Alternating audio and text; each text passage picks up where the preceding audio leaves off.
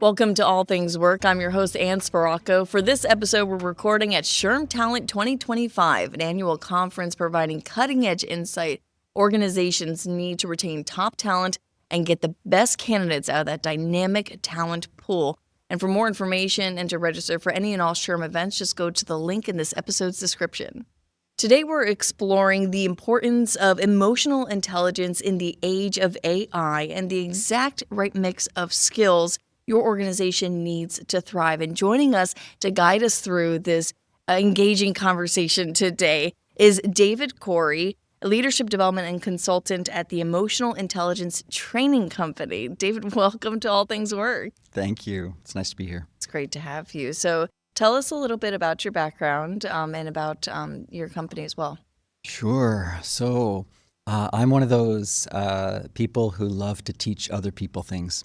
Ever since I was a kid, I enjoyed this. And so all through high school, for example, I taught guitar at a local music store. And when I finished high school, I went and taught skiing in the Canadian Rockies and over in Europe. So it was only natural that I went into education. And thanks, Mom. I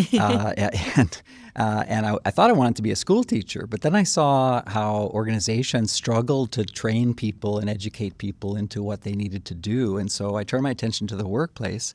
And when you turn your attention to the workplace, your attention is drawn to leadership.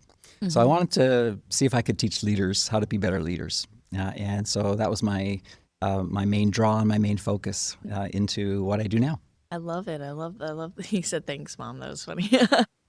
So can you talk about just defining how emotional intelligence and artificial intelligence intersect? Because maybe paint a picture for us. Sure, some absolutely. people might not be able to Absolutely. get it. There's a quick story before that, and that story is I was teaching leaders. There was a post-secondary institution that I worked for that had a corporate training department. And I was teaching leaders skills like conflict resolution and performance management and giving feedback and running meetings. And all of that assumes that people have an ability personally and interpersonally first. And so there were some managers that I knew were going to go use those conflict resolution skills wonderfully well. And there were other managers I knew they were going to struggle. They just were. They seemed uncomfortable in their own skin. They seemed awkward socially. And I didn't really know how to understand the difference maker until I went to a conference. In fact, it was a human resource conference, very much like this one. And there was a guy talking about emotional intelligence, and I was absolutely fascinated and drawn in. And what he was there talking about was the world's first scientifically validated assessment for emotional intelligence, the emotional quotient inventory. This was in 1997, so 28 years ago. And I was so enamored with this tool and this approach to helping people to be better and more effective human beings that I quit my job.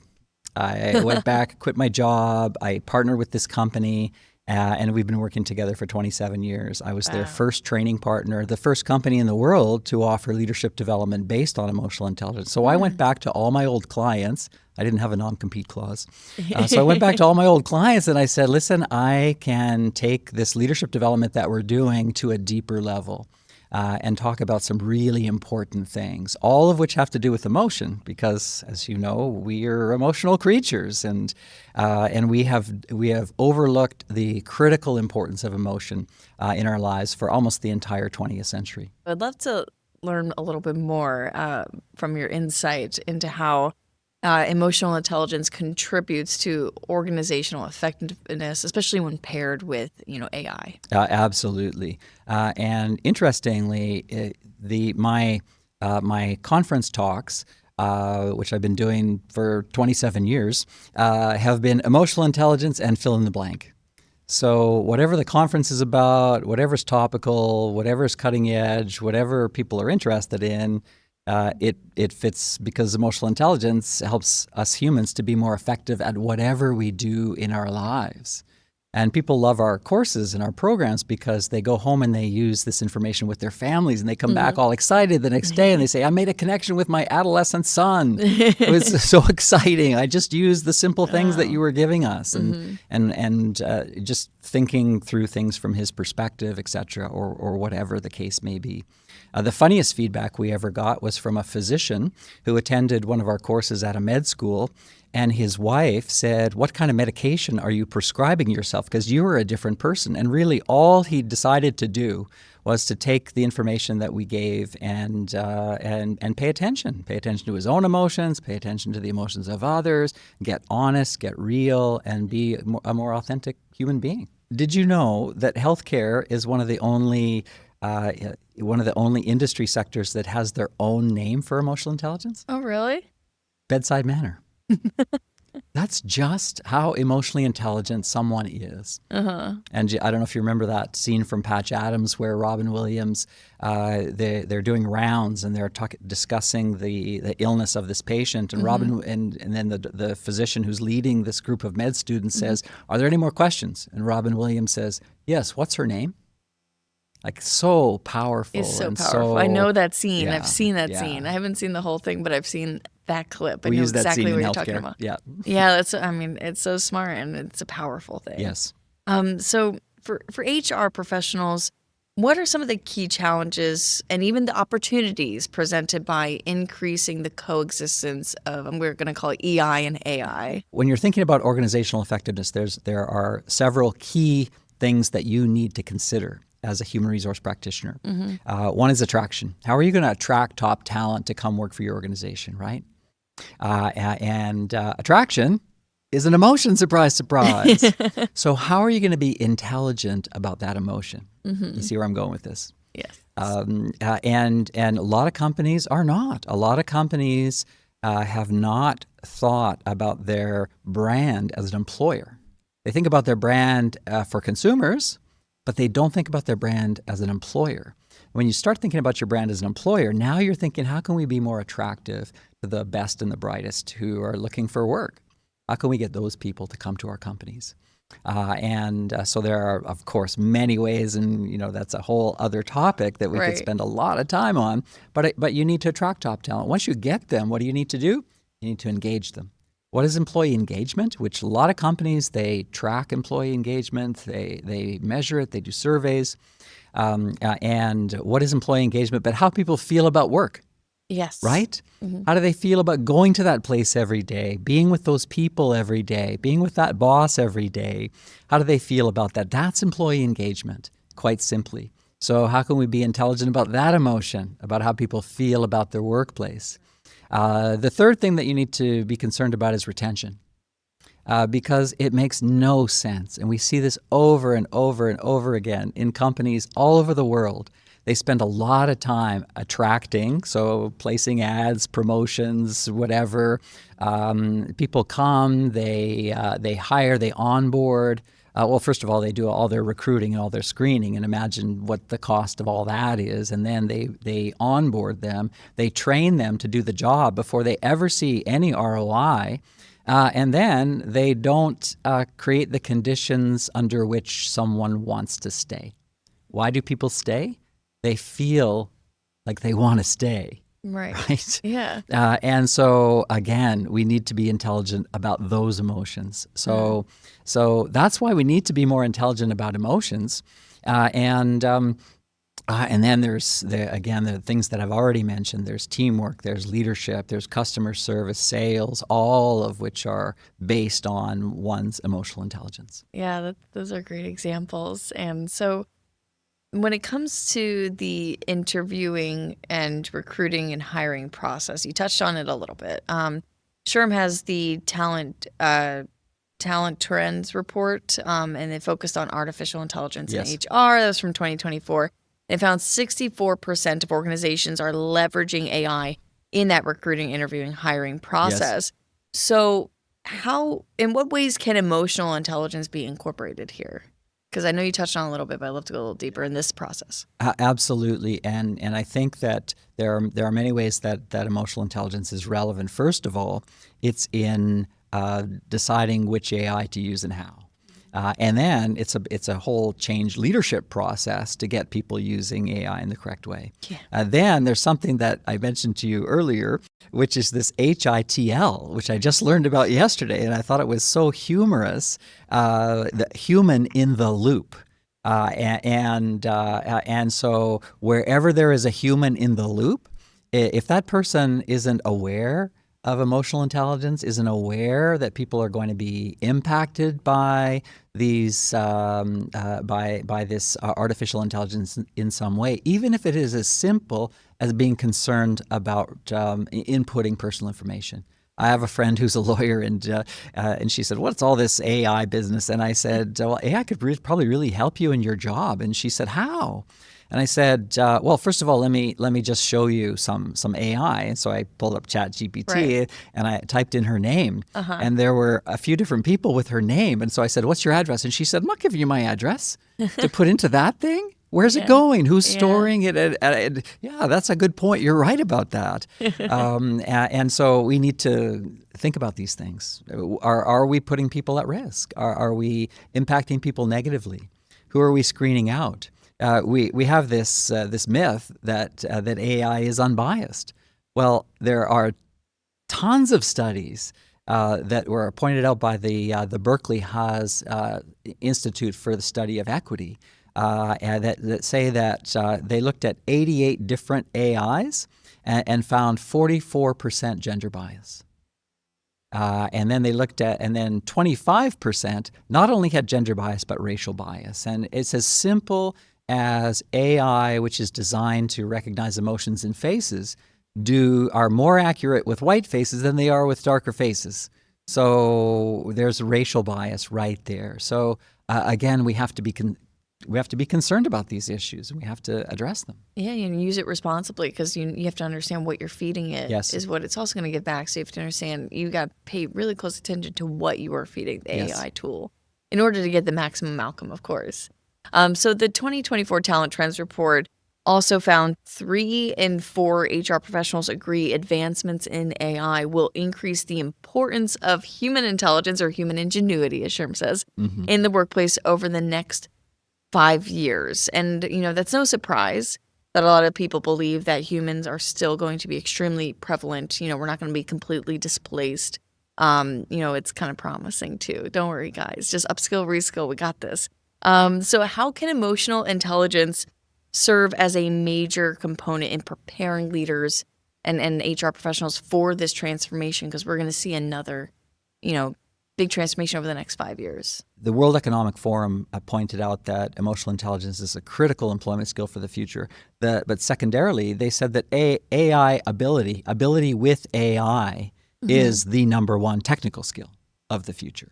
And so we need to find ways to integrate both of those together and help people. We need a couple of key ingredients that AI can't have. Maybe it can at some point in the future through supercomputing, quantum computing, but it requires a cognitive appraisal. Well, how do you make a cognitive appraisal of a stimulus? Those are required in order to have an emotion. Well, they're mostly required to have an emotion, but we also have emotions without the cognitive appraisal. These are the things that increase our heart rate or our blood pressure to deal with different circumstances. But when we walk into a room, for example, we have to have a cognitive appraisal of that room. So having a background is important to having an emotion. So how can AI have a background, except for the whole internet, right? And the whole history of the world, is probably on there somewhere. But this built-in emotional response system, all of us human beings have. And the purpose is to help us navigate life better, more effectively. But we have to pay attention to it. And our emotional operating system is constantly presenting us with data. And we have to know what that data is for. What is it telling us about this situation, this person that I'm talking to? What are my emotions trying to tell me that can help me navigate this situation better? But for AI responds to prompts or responds to programming. And if you program it to interact with an environment, because that's one of the roles of AI, to interact with an environment, not to effectively deal with the environment. That's for humans. Humans effectively deal with environments. AI responds to environments. So when it comes to an emotionally intelligent leader, because we know leaders of businesses and organizations are extremely effective when it comes to workplace culture, what are some main characteristics that you see of a leader who is emotionally intelligent, who has locked into that part of their brain? Great question. And I happen to have probably, I would guesstimate 500 photographs of flip charts from rooms around the world where we've asked people 2 questions. Okay. Tell us about the best leader you ever had. What were the qualities of that person? Second question, what was the impact on you personally of those qualities? So everybody immediately thinks the best leader they ever had, because everybody has one, right? They know who that was. They remember working for that person. They remember what it was like for them. And what do they tell us? Never that they had the highest IQ. Never that they were the smartest engineer or lawyer or whatever. Always about how they treated them. All about the fact that they seemed to care about them as a person, not just as a worker, that they made time for them, that they invited them to meetings that they didn't feel like they had any right being at, but this person believed in them, cared to learn about their family, about their kids, remembered the kids' sports over the weekend and asked about it on Monday. They tell us all these things, and we can take all those things and say, okay, so how can you be more like that? Exactly, yes. If that was the best leader you ever had. Now, the problem is, as you may also know, that those are not the criteria we use to promote people into positions of management and leadership in our organizations. And this is a global phenomenon. Right, yes, they're looking at, the technical skills and just, how much work that person has done or how many hours, how hard they worked late at night on a weekend or something like that. And, while that's great to show their dedication, how hard working they are, it doesn't really prove that that person is 100% ready for this, promotion or leadership role. Well, what they've been trained to do is their job technically. Exactly. So they're a great engineer, great physician, great surgeon, great teacher, whatever, but they've not been trained to be accountable for the performance of other people. And that's the new job we're asking them to do. It's like the engineer who told me the day they made me the day they made me a manager, they lost one of their best engineers and they gained one of their worst managers. Because that wasn't what he wanted to do. He wanted to do his engineering work, not as he described it, babysit a bunch of other junior engineers. And so what we need to do is we need to prepare people for that. How are we going to prepare people for that? We're going to teach them how to care for other people. How do you teach someone how to care for other people? For that, you need a model of skills and competencies which can be taught. And that's the model that we use because it's the model of that first scientifically validated assessment tool that was first published in 1997. Over the years, the emotional quotient inventory, the EQI, has been updated many times, and it's in its present form. And that's how we teach people. We talk about relationships using 2 icebergs, and talk about the fact that and we humans are like icebergs, right? There's what we see on the surface, and we do judge books by their cover. It's not right, it's not fair, but we do it. And then there's the real person. The real person is everything underneath the surface. And we talk about most of the interactions that we have day to day are transactional, right? You need information from me. I need information from you. Good, great. We go our separate ways. But that's not a relationship. That's just above the surface stuff. Okay. Now, cashiers have been trained to do this. I don't know if you've ever had this experience, but you're there, all your groceries are going down the conveyor belt, and this young person who's really, their job is to take your cash, they say to you, so got any plans for the weekend? And it seems weird. Like, why are they asking that? What they're doing is they're taking you beneath the surface. I'm going to cook up all this wonderful food and have some friends over. We're going to have a great time. Now you've had a human interaction. That's the beginning of a relationship because they've just brought something up that I can relate to. yes, I can relate to these weekend plans of mine. And we can do that so easily. It doesn't take any time. Managers say, I don't have time. I'm too busy to do that. But there's an ROI on that. There's a return on that investment of those 30 seconds, 45 seconds, minute to ask about the hockey game over the weekend to relate on a human level. And that's going to pay off huge down the road. So kind of looking into the future a little bit, while we don't have a crystal ball, I'm curious as to, do you foresee emotional intelligence evolving as AI continues to advance and evolve? So really, I think what you're asking is, are human beings going to evolve? Because emotional intelligence is with us, and obviously AI is going to evolve. And the holy grail, by the way, is to create a computer that can feel. I've mentioned the limitations. Imagine that right here in our brains, we have more computing power, if you will. Now it's limited, right? Yeah. AI is great at managing big data sets and all of that. But we humans have these histories that we draw on, these socializations that have molded us and shaped us to who we are, good and bad, right? And we're going to have to challenge some of those socializations in order to be more emotionally intelligent. For example, one of the first things we men learn about emotions is big boys don't cry. And we don't because we don't want anyone to see us as weak, Yes, or less of a man. told you guys not to. Yes, absolutely. Mm-hmm. So we got to challenge those old beliefs, those old notions. And socialization is so ingrained in us that we think that things are true when they're not. They're just what we've been socialized to believe. And so we need to get better at critical thinking. Critical thinking is an emotional intelligence skill. And we need to pay more attention to the fact that our brains never don't. Our brains are never not processing emotions. We're always coupling those senses. That sensory data is all coupled with emotion. And we've got to understand our emotions better.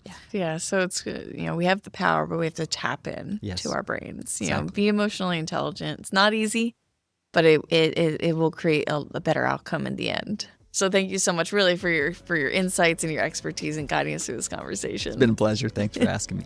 All right, that'll do it for this week's episode of All Things Work. Just head to shrm.org/allthingswork for our weekly newsletter and research on these big topics. You can also like, comment, and share on social media. We want you to be part of the conversation. That'll do it for this week. We'll catch you next time.